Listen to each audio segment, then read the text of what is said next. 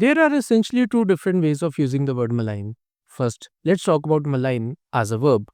When you malign someone, you're speaking about them in a harmful or false way with the intention of damaging their reputation.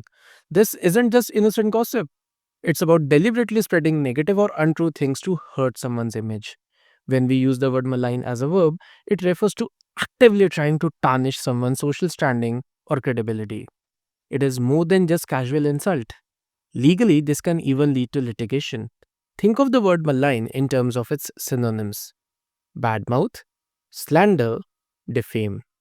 Let's have some examples here. They accused her of trying to malign her competitors to gain an advantage. The article was written specifically to malign his reputation ahead of the election. Despite the efforts to malign her character, she maintained her integrity. Now, let's move on to malign as an adjective. In this case, malign is used to describe something that is harmful, evil, or injurious. When you call someone's actions or intentions malign, you're saying that they are not only bad, but also that the harm being done isn't accidental. There's a willful intention behind it. As an adjective, malign paints a picture of someone truly evil, often subtle but dangerous.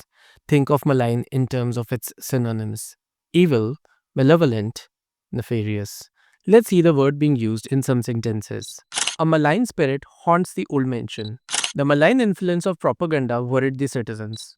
His malign presence at the meeting caused discomfort among the attendees.